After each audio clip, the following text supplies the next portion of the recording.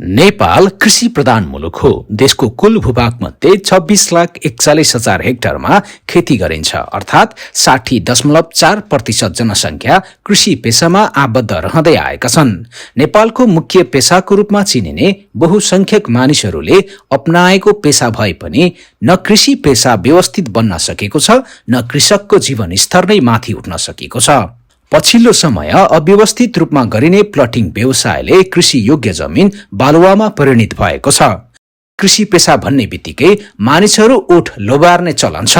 यो पेसामा आबद्ध मानिसहरूलाई अझै पनि सम्मानका साथ आफ्नो कर्म गर्ने वातावरण बनिसकेको छैन।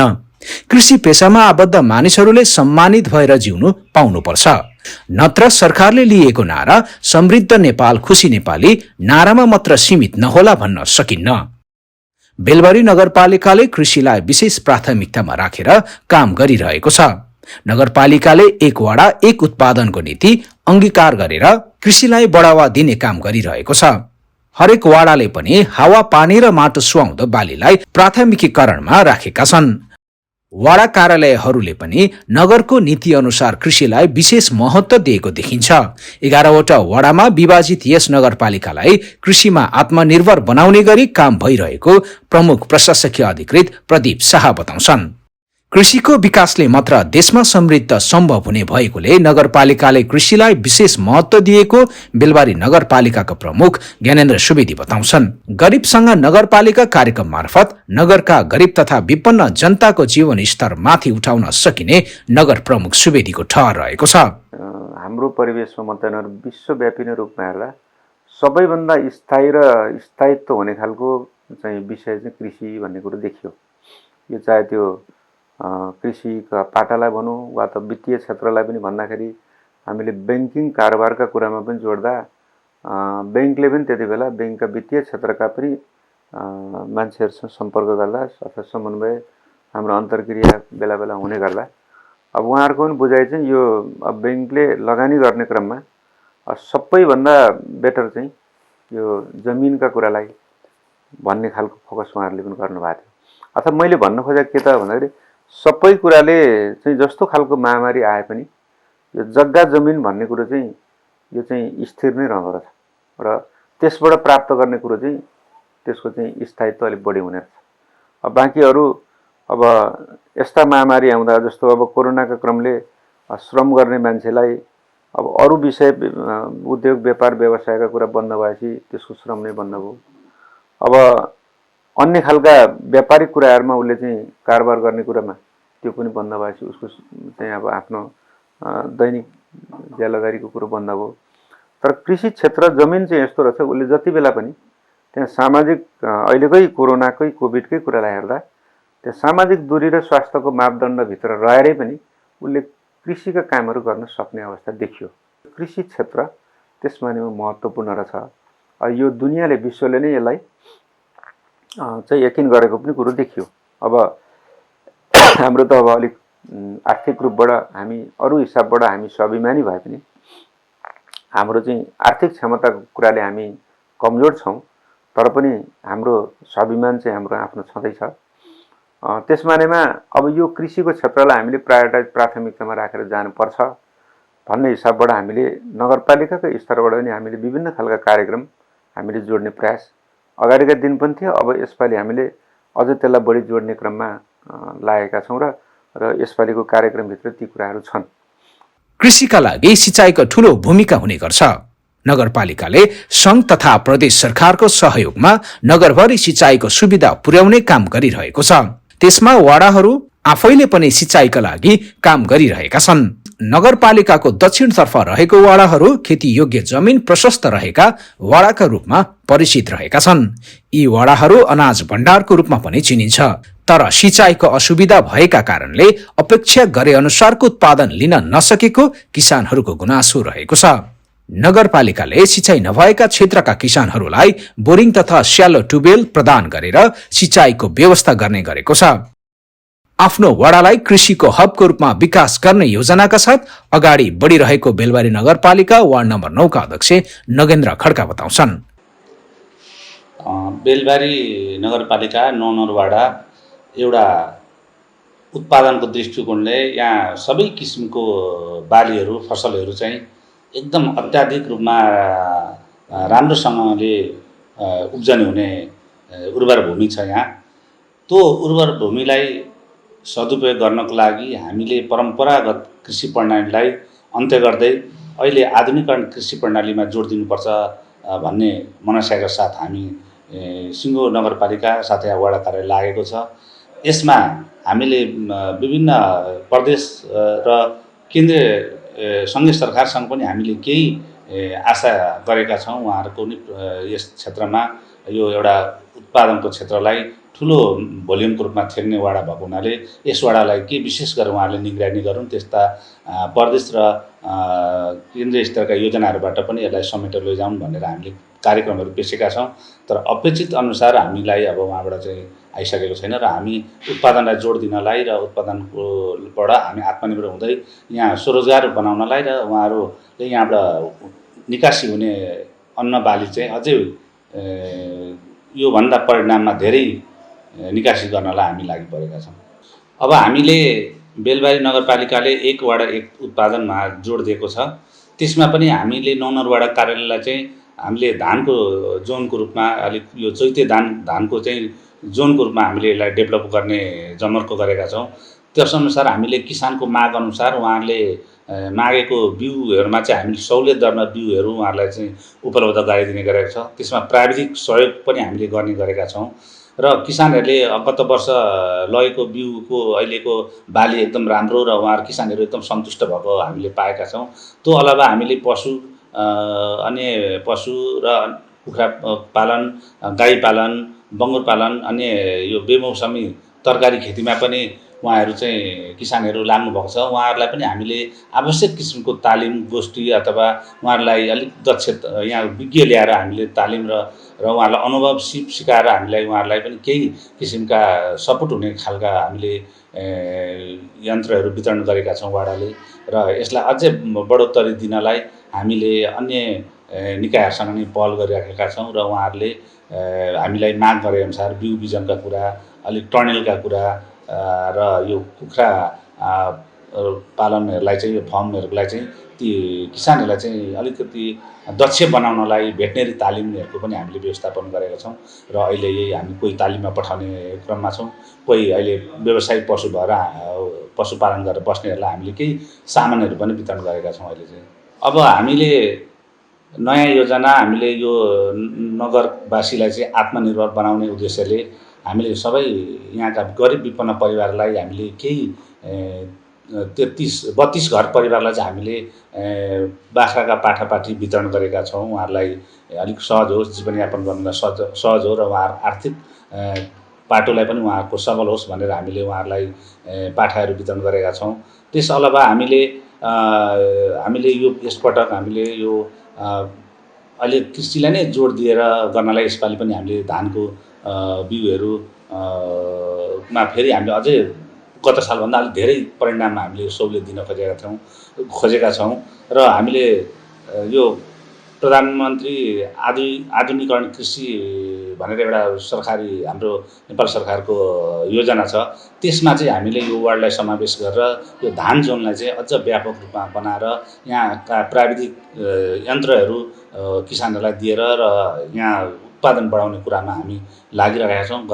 सायद यो वर्ष हामीलाई त्यो योजना चाहिँ हामीलाई पर्ने सम्भावना छ।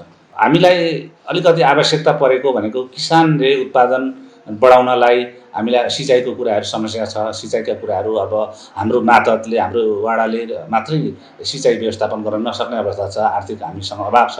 त्यसो हुनाले नगरपालिका त्यस्तै प्रदेश र केन्द्र सरकारले यहाँका सिँचाइका स्रोतहरूलाई चाहिँ व्यवस्थित गर्ने कुरामा लागिदिनु पर्यो भन्ने हाम्रो भनाइ छ र अलिकति नगरले पनि योजनाहरू विनियोजन गर्दाखेरि अब हाम्रो पकेट क्षेत्र धान भएको हुनाले, धान बाली भएको हुनाले यसमा नगरले पनि यसलाई चाहिँ नगरको एउटा पकेट क्षेत्रको रूपमा घोषणा गरेर नगर स्तरीय योजनाहरू पनि यसमा समावेश गर्न आवश्यक छ भन्ने म उहाँ नगरपालिकालाई पनि अहिले तपाईँहरूकै माध्यमबाट नै म अलिकति अनुरोध गर्न चाहन्छु।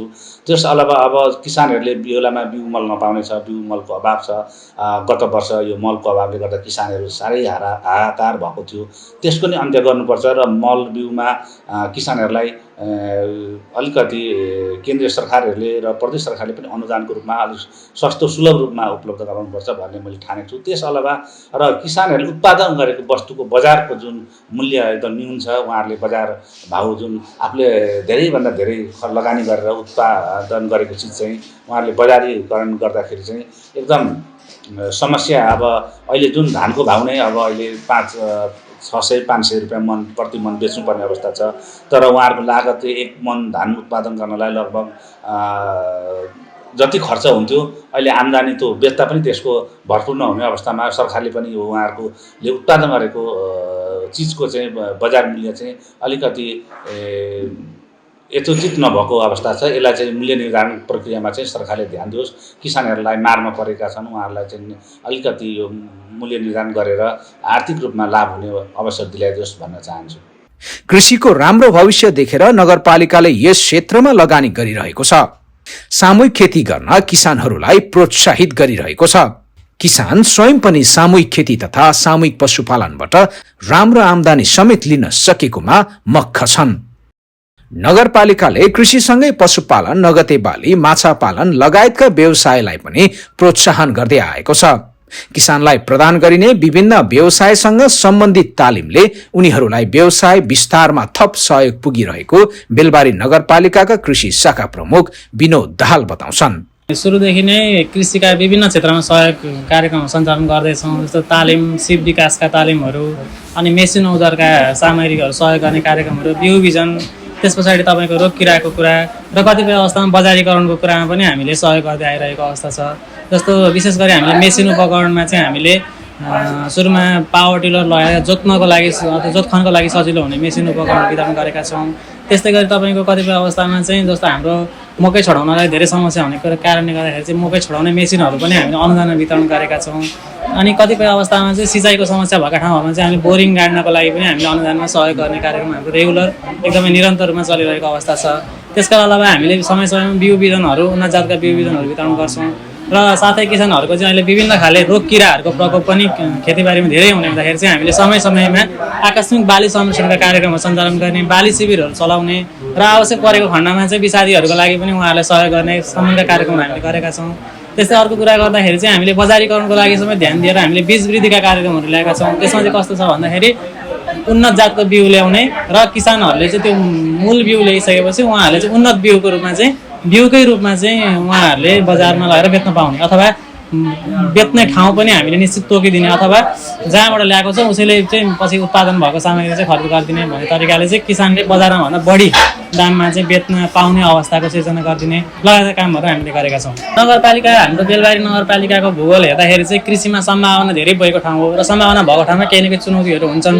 जस्तो अहिलेको अवस्थामा हेर्ने हो भने रोग किराहरूको प्रकोप चाहिँ अलिकति हामीले हिजो देखेको भन्दा आज फरक, अघिल्लो वर्ष देखेको भन्दा अहिले फरक हुने कारणले गर्दाखेरि चाहिँ त्यो एउटा किसानहरूलाई त्योबाट चाहिँ बचेर उत्पादन बढाउनको लागि आफैबाट चुनौती देख्छु मैले। त्यसका लागि हामीले केही आफ्नो हदसम्म हामीले भ्याएसम्म त गरेका छौँ, तर त्यो पर्याप्त छैन। त्यसका अलावा भने चाहिँ किसानहरूले, ठुल्ठुलो किसानहरू हुन्छ अहिलेको यो अवस्था लकडाउनको कुराहरूले गर्दाखेरि चाहिँ बजारीकरणको समस्या छ। त्यो चाहिँ एउटा उत्पादन पनि नहुने होइन भएको छ, धेरै दुःख गरेर उत्पादन भएको छ, त्यसलाई ठ्याक्कै बजारमा पुर्याउने विषयमा चाहिँ एउटा समस्या अथवा चुनौती छ। र अर्को कुरा के छ भने प्राविधिक एउटा हुन्छ नि सेवा प्रवाह गर्ने विषयमा पनि अलिकति सीमित जनशक्ति भएको र अलिकति प्रदेश अथवा सङ्घीय सरकारहरूबाट जति किसानहरूले अपेक्षा गर्छन् त्यो बराबरको सिधा अब सामान्य किसानहरूको पहुँचमा नपुगेको कुराहरूलाई पनि मैले एउटा एक प्रकारको अथवा समस्या अथवा चुनौतीको रूपमा लिएको छु। कृषिलाई प्रवर्धन गर्ने अभिप्रायले विभिन्न वडामा कृषि सडकहरू निर्माण भएका छन्। यस्ता सडकहरूलाई कृषि कार्यमा सहयोग पुग्ने गरेको बेलबारी नगरपालिका वार्ड नम्बर 6 का अध्यक्ष उदय बहादुर राई बताउँछन्। बेलबारी नगरपालिकाको 6 नम्बर वार्ड पनि कृषिको लागि उर्वरा जमिन हो। त्यस अर्थमा हामीले कृषिको लागि बेलबारी वडा नम्बर 6 ले पहिलो वर्षदेखि नै ठुलो लगानी छुट्याउँदै आएको छ। जस्तै बाँध, कुलो, कुलेसो, पानीको लागि, सिँचाइको लागि, बिउ बिजन आदि इत्यादि पकेट क्षेत्र भनेर हामीले चाहिँ मकै पकेट क्षेत्र सम्भवतः नगरपालिकाकै पहिलो वार्ड नै हामीले सुरुमा घोषणा गरेका थियौँ त्यस अर्थले अन्य पाटो सँगसँगै हामीले चाहिँ कृषिमा बाटोलाई पनि पहिलो प्राथमिकता दिएका छौँ, जसले गर्दाखेरि त्यहाँ भएका अहिले कृषि मार्ग एउटा जो चाहिँ ठुलो ब्लक करिब 500 हेक्टर जति जमिन एउटा ब्लक थियो, त्यो ब्लकमा चाहिँ बाटो नभएर त्यहाँका किसान दाजुभाइहरू एकदम दुःखमा हुनुहुन्थ्यो। जस्तै ट्र्याक्टर लानु पर्यो, अब त कृषि आधुनिक खेत प्रणाली खेतीतिर जाँदैछ, त्यो भएको हिसाबले ट्र्याक्टर लानु पर्यो, जोत्ने स्रोत साधन बोक्नको लागि मेसिनरी चिजहरू लानु पर्थ्यो, त्यो थिएन। त्यो अर्थले हामीले त्यसलाई कृषि मार्ग नै भनेर चाहिँ त्यसमा बाटो खोलेर साइडबाट चाहिँ पैनी कुदाएर अनि त्यसलाई चाहिँ ठाउँ ठाउँमा कल्भर्टहरू राखेर अहिले त्यो हामीले एउटा कृषिको लागि उर्वर ठाउँ छ। त्यस्तै अर्को बनोल टोलमा हामीले कल्भर्ट जो चाहिँ खेतीसम्म जानुको लागि एउटा खोला पार गरेर जानुपर्थ्यो, त्यहाँनिर हामीले एउटा कल्भर्ट लाएर त्यहाँका चाहिँ किसान दाजुभाइ दिदीबहिनीहरू अहिले धेरै सजिलो तरिकाले आफ्ना बालीहरू भित्राउने, लाने, जोत्ने, ट्र्याक्टर लाने, थ्रेसर लाने आदि इत्यादि सहज भएको छ। नभए त्यहाँ बर्खामा कति ट्र्याक्टरहरू पल्टेर धान समेतको ट्र्याक्टरहरू लोड गरेर ल्याउँदा पल्टिने गर्ने धेरै दुःख थियो, अहिले त्यो पनि हामीले गऱ्यौँ। त्यसै गरी बनोलमै एउटा चाहिँ बनोल चोकदेखि उत्तरपट्टिकोमा चाहिँ त्यस्तै नहरमा चाहिँ कल्भर्ट थिएन, त्यहाँ पनि वर्षै नै दुःख थियो, त्यहाँ पनि हामीले गऱ्यौँ। त्यसै गरी हामीले सीमाबान्धमा पनि एउटा चाहिँ कृषिकै बाटोसँगकै लागि एउटा चाहिँ कल्भर्ट आरसिसी पनि गरेका छौँ। अन्य पूर्वाधारहरू कृषिको लागि धेरै गरेका छौँ। त्यो सँगसँगै हामीले चाहिँ ट्रान्सपोर्टेसन बाटोको लागि पनि हामीले चाहिँ ठुलै लगानी गरिरहेका छौँ। जस्तै बेलबारी नगरपालिकामै तथ्याङ्क हेर्ने भने करिब 46% जनताहरू कृषिमा निर्भर छ, त्यो तथ्याङ्कले भन्छ।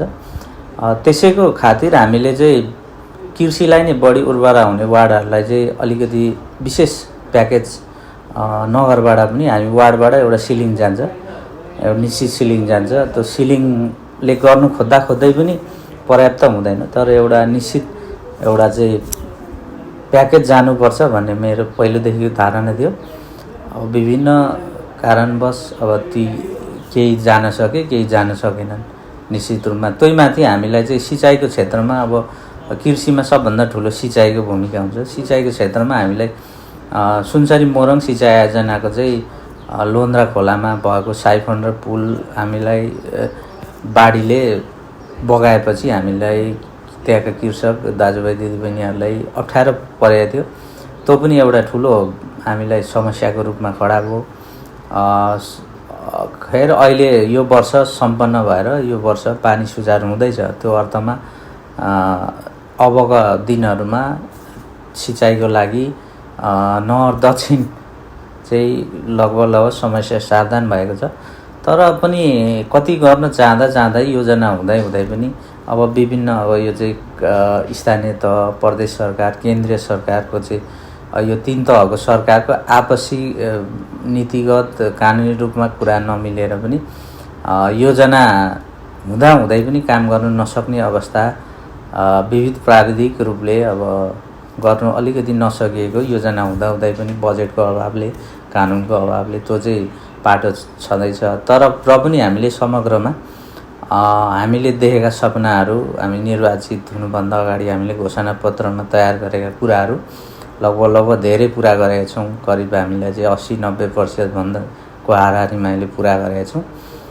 विभिन्न बजेटको अभाव हुँदा चाहिँ मोरङ सुनसरी सिँचाइ योजनासँग संयोजन गरेका छौँ। त्यस्तै गरी हामीले प्रदेशमा तहको चाहिँ कृषि शाखा, कृषि मन्त्रालय अन्तर्गत कृषि शाखा पकेट क्षेत्रको पनि हामीले चाहिँ एउटा पकेटको चाहिँ कार्यक्रमै चाहिँ धान जोनको पनि लिएका छौँ। योजना हुँदै पनि तर कतिपय कामहरू समयको अभावले अघि भने मैले नीतिगत कुराले पनि केही अप्ठ्यारो परिस्थितिहरू ल्याउँदो रहेछ र पनि हामीले जहाँसम्म गर्ने कोसिस गरेका छौँ। नेपालको कुल गृहस्थ उत्पादनमा 27% योगदान रहेको कृषिको विकास बिना देशको समृद्धि सम्भव छैन। तर कृषि र यो पेसासँग जोडिएका मानिसहरूलाई हेयका दृष्टिले हेरिनु कृषि पेसा भन्दा ओठ लोबार्ने अवस्था आउनु कतिसम्मको दुःखको कुरा हो। तसर्थ अधिकांश जनताले मुख्य पेसाको रूपमा अपनाउँदै आएको कृषि पेसालाई व्यवस्थित र मर्यादित बनाउन आवश्यक छ।